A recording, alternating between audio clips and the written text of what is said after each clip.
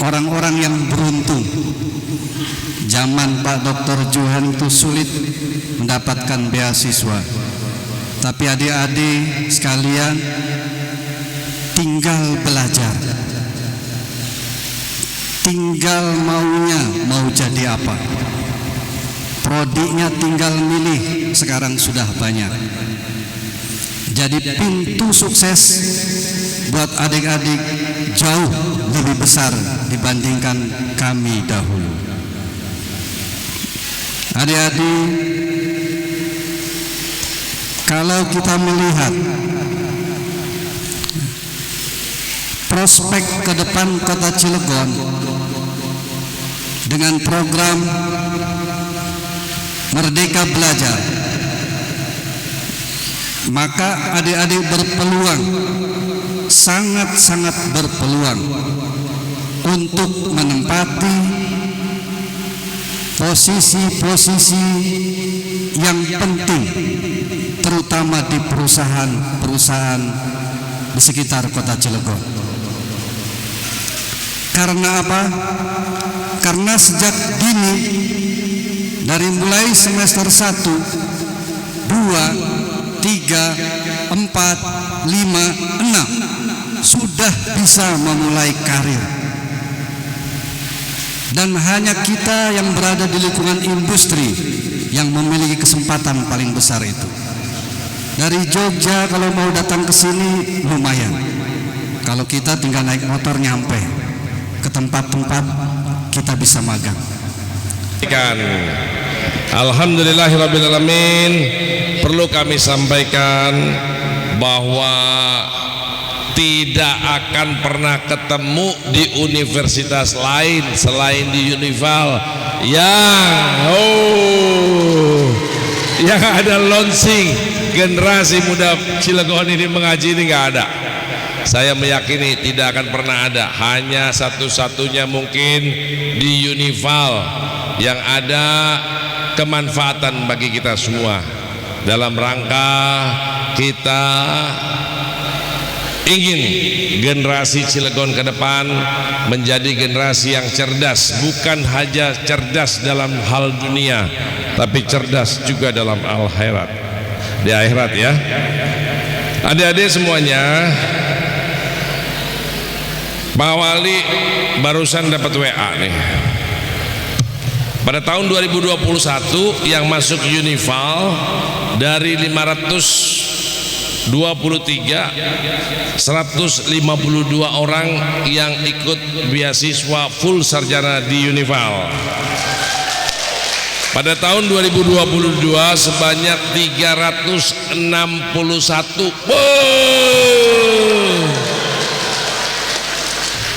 Program beasiswa full sarjana ini, tolong jangan kecewakan saya.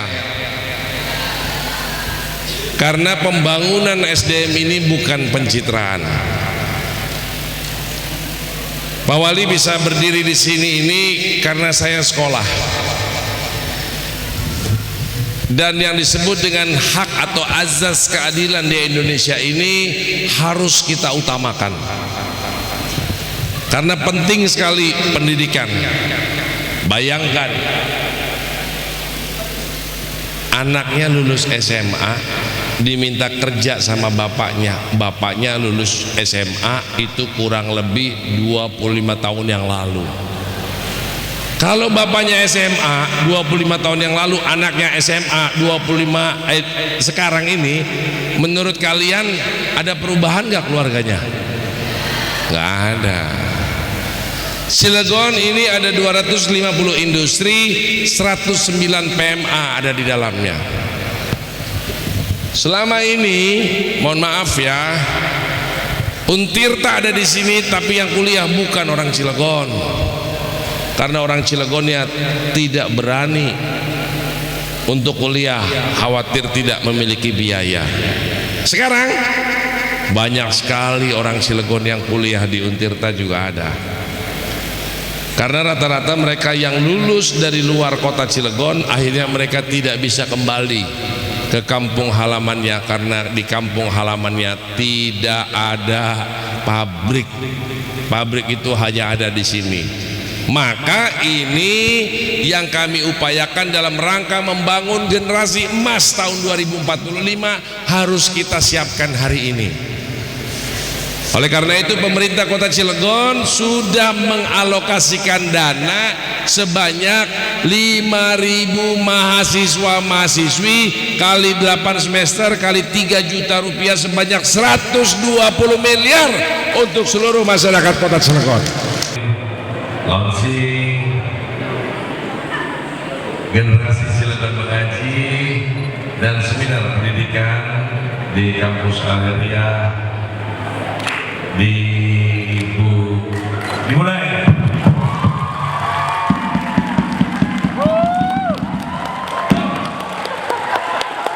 Mengajarkan akhlak yang mulia untuk peradaban manusia di masa depan.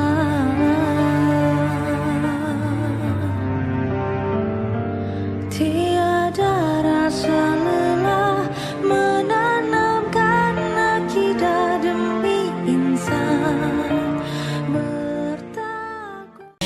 Nah, tentunya peserta kali ini ada dari mahasiswa penerima beasiswa KIP, lalu juga dari pemerintah Kota Cilegon, Baitul Mal KS dan juga Basnas Kota Cilegon.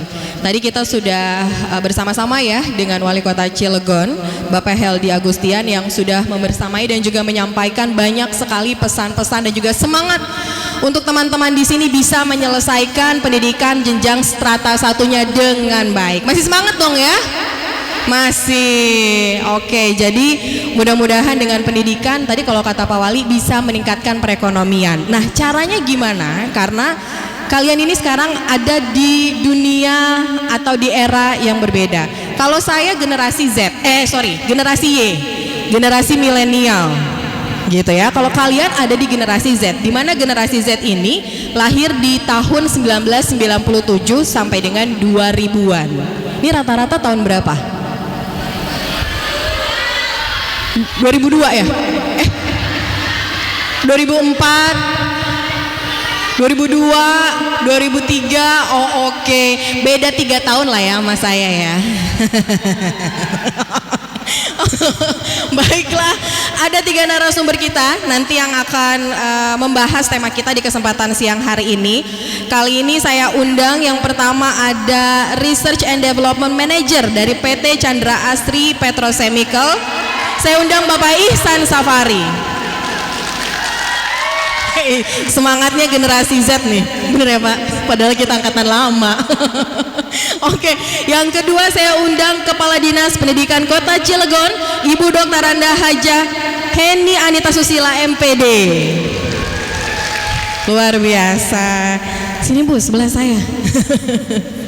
Biar kelihatan staffnya ya Bu. Lalu Wakil Ketua DPRD Kota Cilegon, Bapak Haji Hasbi Sidik STMSI. Kepada Pak Hasbi kami persilakan juga Pak.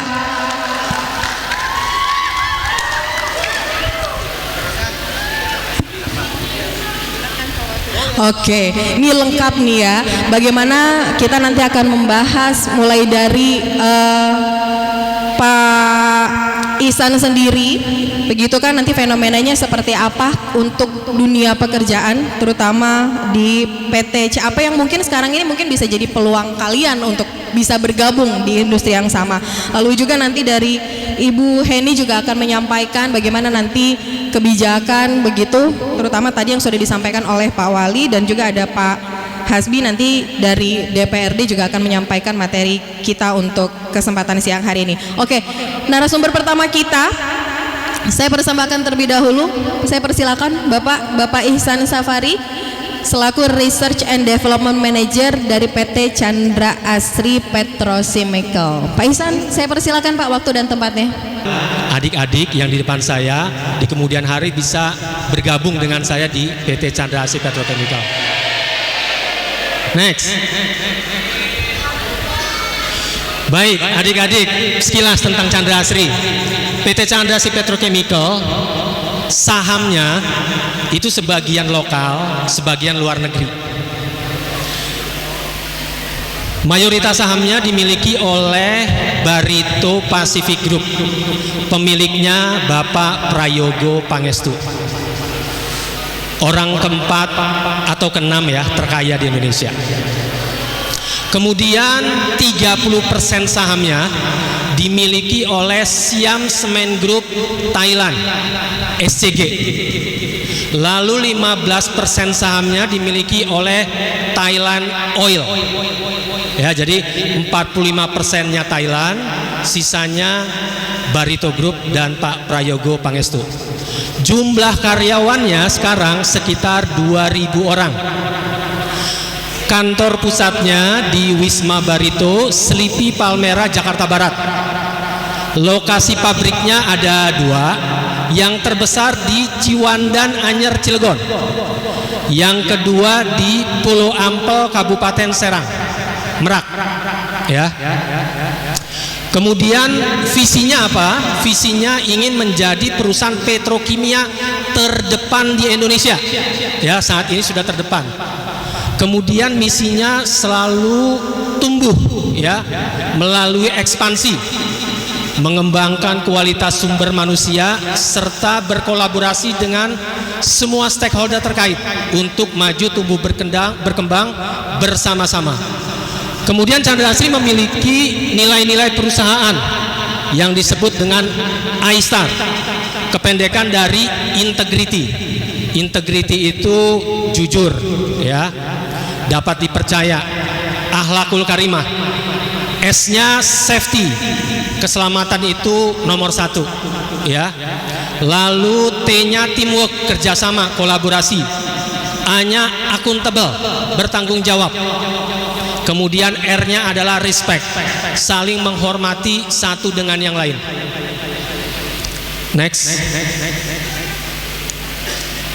Berikutnya adalah sejarah Chandra Asri.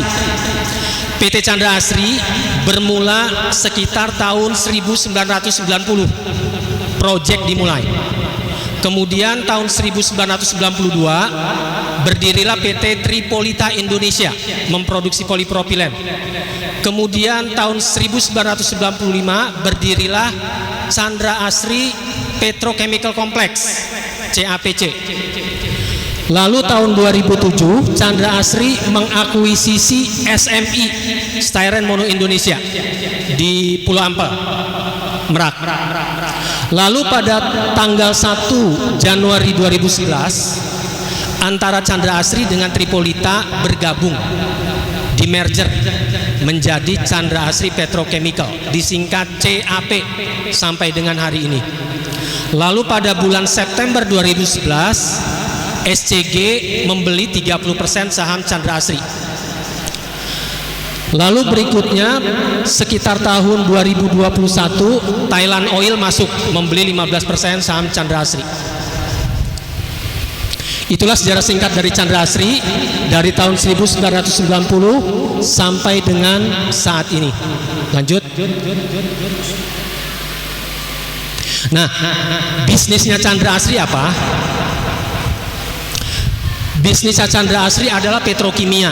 Jadi industri kimia yang bahan dasarnya berasal dari minyak dan gas. Ya, itu pengertian petrokimia. Kalau kita telusuri asal muasal bahan bakunya itu dari perut bumi, minyak atau gas bumi dieksplorasi, lalu diolah di refinery. Nah, di refinery itu hidrokarbon dipisahkan berdasarkan perbedaan titik didihnya. Maka kita akan mendapatkan minyak tanah, bensin, solar, nafta, dan lain-lain. Nah, nafta itulah bahan baku utama PT Chandra Asri. Dari mana diperoleh nafta? Sebagian besar masih impor dari luar negeri, terutama Timur Tengah, karena Timur Tengah kaya akan minyak bumi dan gas. Sebagian kecilnya diperoleh dari Pertamina. Kenapa hanya sebagian kecil? Karena sebagian besar nafta yang diproduksi oleh Pertamina hampir seluruhnya dikonversi menjadi BBM. Anda cantik, Anda jabatannya tinggi, kayak saya jabatannya wakil ketua, Pak Ihsan Direktur, Bu Kades Kepala Dinas, kalau orang itu tanpa ada anaknya nol dalam konteks kita menurut agama kita, ya kan? Jadi mahasiswa-mahasiswi itu seperti yang disampaikan, kritis boleh, kalau nggak kritis nggak jadi dewan Pak. Ini ya dulu sama dengan Anda ini tukang demo, tapi demo membangun kritis, bagaimana mengembangkan ilmu pengetahuan, bagaimana mengembangkan kritik dengan kebenaran, tapi semua itu adalah dengan contoh akhlakul karimah. Jadi kesimpulannya, generasi Z, generasi yang tanpa ada batas secara hubungan ini, titik pentingnya adalah kita harus berakhlakul karimah, mempunyai budi pekerti yang baik seperti yang dicontohkan oleh Rasulullah Shallallahu Alaihi Wasallam. Atau menjadi tenaga pendidik juga seperti ibu dan bapak dosen, atau mungkin menjadi kepala dinas pendidikan dan kebudayaan di Cilegon. Itu. Oke, next. Nah, what is Indonesia 4.0? Jadi menuju Indonesia 4.0 itu mencerminkan kesungguhan negara sedang beradaptasi dengan ragam perubahan besar pada revolusi industri keempat, yaitu industri 4.0. Dan sekarang ini, maaf belum ya, kewajiban negara pula menyiapkan generasi milenial menjadi angkatan kerja yang kompetitif dan produktif sepanjang era industri 4.0. Jadi anak-anak semua, adik-adik semua adalah generasi yang disiapkan oleh pemerintah menjadi generasi Z ya, yang nantinya menguasai iptek ya, ilmu pengetahuan teknologi, serta di era digitalisasi pada saat ini. Oke, next. Nah, faktanya ini, kenyataannya, realitasnya bahwa Indonesia sudah menapaki era industri 4.0. Makasih Pak Ihsan, dipinjami. Kami lupa bawanya. Jadi Indonesia sudah menapaki era industri 4.0 ditandai dengan serba digitalisasi dan otomasi, dan konsekuensi logis atau dampak dari perubahan yang ditimbulkan seperti toko konvensional yang tutup karena sebagian masyarakat lebih memilih sistem belanja online. Betul apa tidak? Adik-adik yang perempuan khususnya pasti sekarang ini senang dengan yang namanya belanja online.